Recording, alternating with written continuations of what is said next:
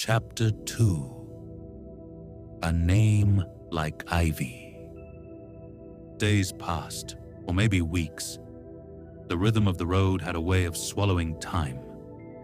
Alessia wandered from village to village, sleeping under hedges or in abandoned barns, begging for crusts or stealing apples when she had to.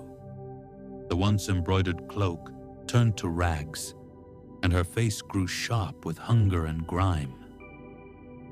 She spoke to no one, and no one wanted to speak to her. It didn't take long for the rumors to spread. Children whispered about a starless girl who made cows stop giving milk and wells run dry. Adults shooed her away before she could even ask for bread. She overheard things, words like blight and omen, and worse. The final straw came in a village nestled by a river bend.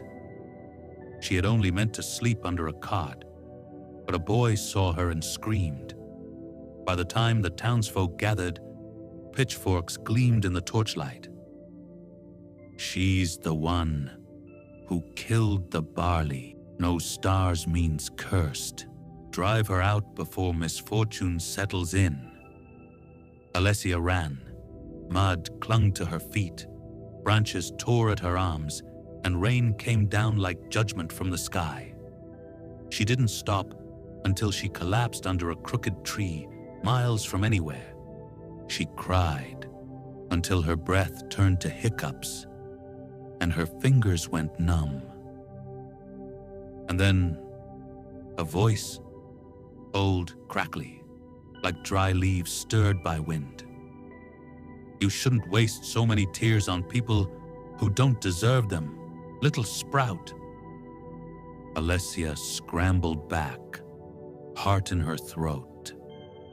A figure emerged from the darkness, a hunched woman, swathed in layers of shawls and beads, with eyes clouded like storm glass, and a walking stick carved with twisting vines. Alessia asked, "Who are you?" "Someone who's seen more stars than she cares for." The woman chuckled. "But that's not what you need to ask." Alessia blinked, confused. "You should be asking what to do when the world breaks you. Do you crumble, or do you take root?" The old woman leaned close. "I think you're the kind that grows between the cracks." Alessia didn't understand, but she felt the words slip into her bones like warm broth. I don't know what to do. They said I was cursed." "Bah, curses are just excuses. What you've got, child, is rare. 0 stars. That's a blank page, a path unbound." She tapped Alessia's forehead. "You've the soul of a seedling. So take a new name, one that climbs where others can't. Something strong."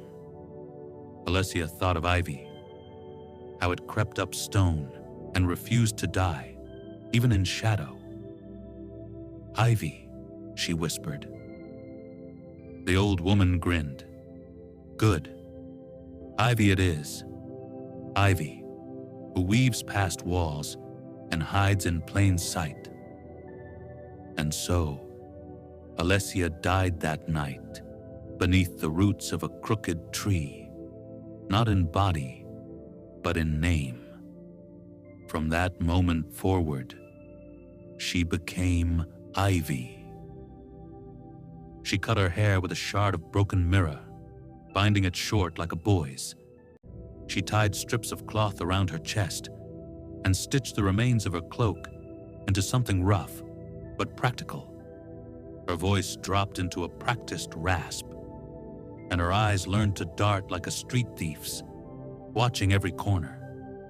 When she passed through the next village, the people didn't see a girl.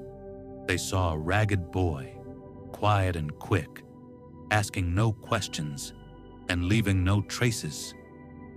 She sold firewood, fished, learned to sleep with one eye open. Ivy became good at not being seen, And when she was, she became good at being forgotten. Yet even in disguise, loneliness clung to her like smoke. She longed to speak her true name, to laugh without fear, to trust someone, anyone.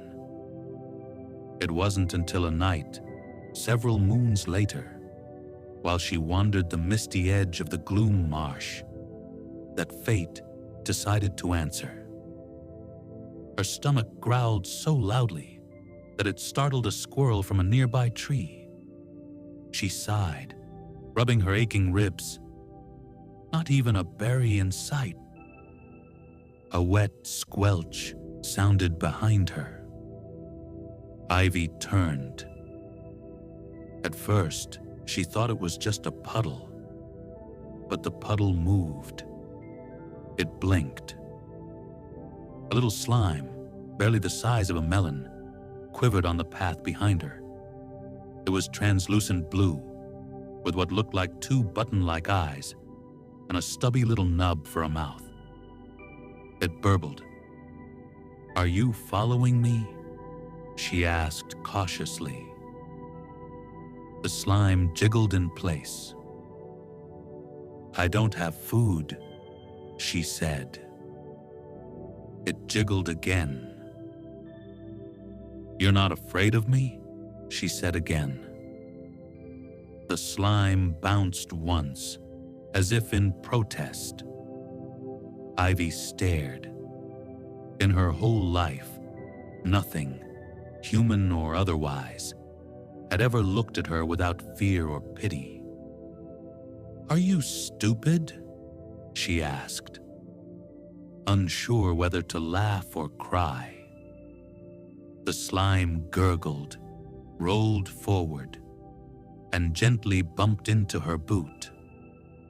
And just like that, something clicked. Her heartbeat shifted. A warm pulse in her chest answered the slime's presence, subtle but certain. She crouched down and reached out a hand, hesitant, hopeful. The slime wiggled. A flash of silver danced at the edge of her vision. A faint ring appeared around her wrist. The monster tamer sigil shimmered, dim, almost invisible, but it was there. Ivy gasped.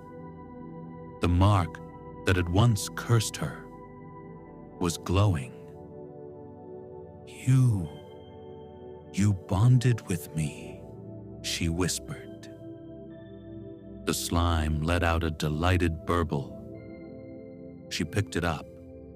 It was cool and soft and ridiculously squishy. "You're either the dumbest or the bravest creature I've ever met." The slime blorped in contentment.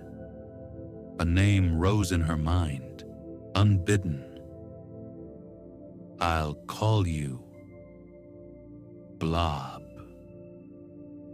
Blob wiggled happily. Under the starlight, Ivy smiled for the first time in months. She had no home, no family, no stars. But now, she had a name she chose.